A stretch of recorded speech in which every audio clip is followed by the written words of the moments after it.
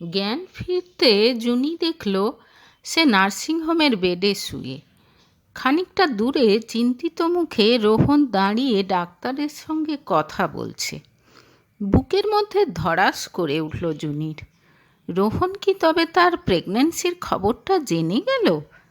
যেহেতু সেদিনের ঘনিষ্ঠতার কথা কিছুই তার মনে নেই, সে তো জুনিকে ভুল বুঝবে, ভাববে অন্য কারো সঙ্গে জুনির অবৈধ সম্পর্ক রয়েছে। মনে মনে প্রমাদ গুনল জুনি। কথা বলতে বলতেই ডাক্তার দেখতে পেলেন জুনির জ্ঞান ফিরেছে। সঙ্গে সঙ্গে কাছে চলে এলেন তিনি। রোহনও এলো পেছন পেছন। কি হয়েছে আমার? জিজ্ঞেস করল জুনি। সম্ভবত কোনো খাবার থেকে প্রচণ্ড রকম অ্যালার্জি হয়ে গেছিল আপনার। ঠিক সময়ে ট্রিটমেন্ট শুরু না হলে বিপদ হতে পারত। তবে এখন আপনি সম্পূর্ণ সুস্থ। হিন্দিতে কথাগুলো বলে তার দিকে তাকিয়ে হাসলেন ডাক্তারবাবু। আচ্ছা, আমি বাইরে ওয়েট করছি। জুনি, আমি তোমাকে একটু পরে রিলিজ করে নিয়ে যাব। বলেই যেন খুব তাড়া আছে এমনভাবে বেরিয়ে গেল রোহন। ডক্টর, আমি যে প্রেগনেন্ট এই খবরটা আমার স্বামী জানতে পারেনি তো? ধড়মড় করে উঠে বসল জুনি। কেন বলুন তো? আপনি কি চান না আপনার স্বামী খবরটা জানুক? না ডক্টর, আমি চাই না। আপনি বলুন না, ও জানতে পারেনি তো? সরি, উনি জেনে গেছেন। ডাক্তারের কথা শুনে ভয় পেয়ে গেল জুনি। এজন্যই বোধ হয় রোহন ওরকম তাড়াহুড়ো করে বেরিয়ে গেল। রোহন জিজ্ঞেস করলে কি বলবে মনে মনে সেই কথা সাজাতে লাগলো সে। এদিকে বাইরে থেকে ডাক্তার আর জুনির সব কথা শুনতে পেল রোহন। তার মনেও দ্বন্দ্ব শুরু হয়ে গেছে। সে যে জুনির সঙ্গে না থেকে রমির সঙ্গে ছিল, সেটা বাড়ির সবাই জানতে পারলে কি হবে, সেটা তাকে ভাবিয়ে তুলছে। আবার জুনি প্রেগনেন্ট এই ব্যাপারটাও সে মেনে নিতে পারছে না। এরকমভাবে তাদের ফ্যামিলিকে ঠকাচ্ছে মেয়েটা। কার না কার বাচ্চা পেটে নিয়ে ঘুরে বেড়াচ্ছে। খবরটা দাদু একবার জানতে পারলে আর জুনিকে ডিভোর্স দিতে পারবে না সে। দাদু তো কোনো কথাই শুনতে চাইবে না, ধরেই নেবে এটা রোহন আর জুনির বাচ্চা। আনন্দে আত্মহারা হয়ে কী না করবে তার ঠিক নেই।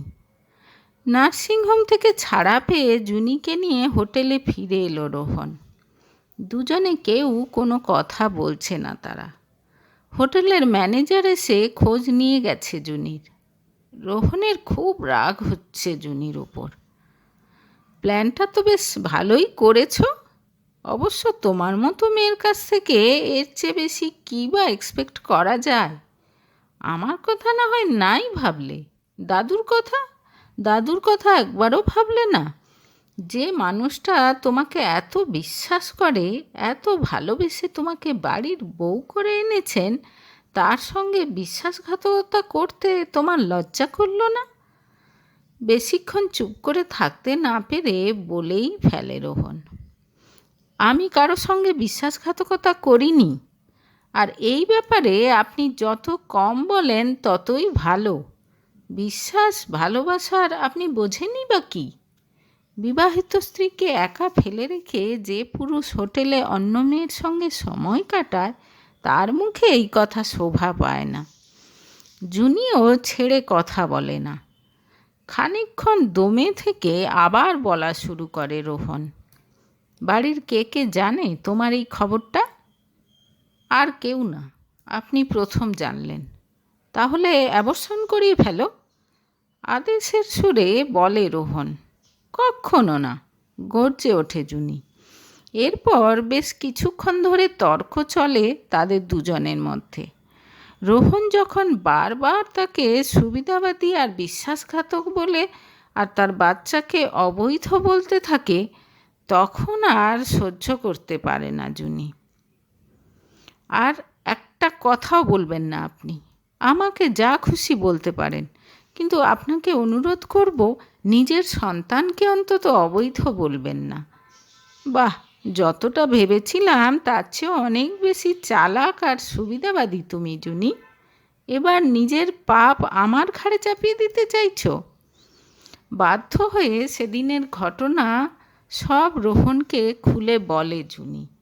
বিবাহবার্ষিকীর রাতে নেশার ঘোরে জুনির সঙ্গে শারীরিক সম্পর্ক করেছে, এ কথা কিছুতেই মানতে চায় না রোহন। আমি তোমাকে বিশ্বাস করতে পারছি না। করতে হবে না। আপনার মতো বাবার সান্নিধ্যে আমার ছেলে মানুষ হোক, এটা আমিও চাই না। ফিরে গিয়েই আমি আমার বাড়ি চলে যাব। আমার মতো করে মানুষ করব ওকে। কাউকে কিছু না জানিয়েই চলে যাব, বলে জুনি। না না, প্লিজ, ওরকম করলে আবার সবাই আমাকেই সন্দেহ করবে। মা, বাবা, দাদু সবাই আমাকেই দোষ দেবে। চিন্তিত দেখায় রোহনকে। তাহলে আপনিই বলুন আমাকে কি করতে হবে? জুনিকে এত সহজে রাজি হয়ে যেতে দেখে বেশ অবাক হলো রোহন। সেই সঙ্গে আবার খুশিও হলো। বাচ্চাটা আসায় তাহলে ভালোই হয়েছে। দেখো, চুক্তি অনুযায়ী 3 বছর পর আমাদের ডিভোর্স হওয়ার কথা। ততদিনে কোম্পানির অফিসিয়াল ব্যাপারটাও মিটে যাবে। কিন্তু তার আগে ডিভোর্স চাইলে সেটা তোমাকে চাইতে হবে। তুমি সবাইকে বলবে তুমি আমার সঙ্গে থাকতে চাও না, তোমার অন্য কারো সঙ্গে সম্পর্ক আছে। রোহনের কথা শুনে শুকনো হাসি দেয় জুনি। রোহন যে কোনো মতেই তাকে স্ত্রীর মর্যাদা দিতে রাজি নয়, তা সে ভালোই বুঝতে পারে। জোর করে তো আর ভালোবাসা পাওয়া যায় না। তবে আর এই সম্পর্কটাকে আঁকড়ে রেখে লাভ কি? জোর করে আরও 2 বছর টেনে নিয়ে গিয়েও বা কী লাভ? রোহনের তো কোনো কষ্টই হবে না, কিন্তু তার তো বুক ভেঙে যাবে। ততদিনে সে নিশ্চয়ই রোহনকে আরও বেশি করে ভালোবেসে ফেলবে। এদিকে বাবা, মা, দাদু যারা তার ওপর এত ভরসা রেখেছেন এতদিন, তাদেরকে মিথ্যে কথা বলে কষ্ট দিতে হবে, সেটা ভেবেও প্রচণ্ড কষ্ট হচ্ছে তার। আমাকে একটু ভাবতে সময় দিন, অনেকটা মন খারাপ নিয়ে বলে জুনি। উজ্জ্বল হয়ে ওঠে রোহনের মুখ। প্লিজ জুনি, আমার ব্যাপারটা একটু দেখো। তুমি যত টাকা চাইবে আমি তোমাকে দেব, কিন্তু তোমাকে যা করার তাড়াতাড়ি করতে হবে। কেউ যেন জানতে না পারে যে তুমি প্রেগন্যান্ট। এবার আর সামলাতে পারে না জুনি। রোহন তাকে এত খারাপ ভাবে, টাকার জন্য সে এরকম করবে? গলার কাজটা দলা পাকিয়ে ওঠে কষ্টে। প্লিজ, আর কোনো কথা নয়, আমি দেখছি কি করতে পারি। এরপর বাড়ি ফেরার তোড়জোড় শুরু করে দেয় তারা। ফেরার সময় গাড়িতে কিংবা প্লেনে রোহনের সঙ্গে কোনো কথা বলে না জুনি। রোহন কিন্তু তার সঙ্গে বেশ স্বাভাবিক আচরণ করছে, বরং অন্য দিনের তুলনায় একটু বেশি ভালো ব্যবহার দেখাচ্ছে। জুনি বুঝতে পারে রোহন এখন তাকে কোনোভাবে রাগাতে চায় না। কোনোভাবে তার উপর অসন্তুষ্ট হয়ে জুনি যদি বাড়িতে তার কথা মতো ডিভোর্সের প্রসঙ্গ না তোলে, তাহলে তো তারই বিপদ। তাই সে এখন জুনিকে খুশি রাখার চেষ্টা করে যাচ্ছে। মনে মনে দীর্ঘ নিঃশ্বাস ফেলল জুনি। মন থেকে সত্যিই যদি রোহন তার সঙ্গে এরকম মধুর ব্যবহার করত। বাড়ি ফিরেও জুনির মন ভারাক্রান্ত হয়ে রইল। এদিকে ছেলেকে হাসি খুশি দেখে অনুরাধা খুব খুশি হলেন মনে মনে। রোহন যেন হঠাৎ করেই জুনির প্রতি বেশি কেয়ারিং হয়ে উঠেছে। যাক, মনে হচ্ছে দুজনের মধ্যে ভাব জমেছে। গোয়া পাঠানোর প্ল্যানটা তাহলে সাকসেসফুল হয়েছে। রাতে শুতে সে স্বামীকে বললেন তিনি। হলেই ভালো, তোমার ছেলের যা মতিগতি। অবিশ্বাসের গলায় কথাগুলো বলে পাশ ফিরে শুলেন রোহনের বাবা। এদিকে বিছানায় শুয়ে শুয়ে চোখের জল ফেলতে থাকে জুনি। রোহন তাকে সারাক্ষণ মনে করিয়ে দিচ্ছে যে স্বেচ্ছায় কলঙ্কের বোঝা মাথায় নিয়ে তাকে এ বাড়ি ছেড়ে চলে যেতে হবে।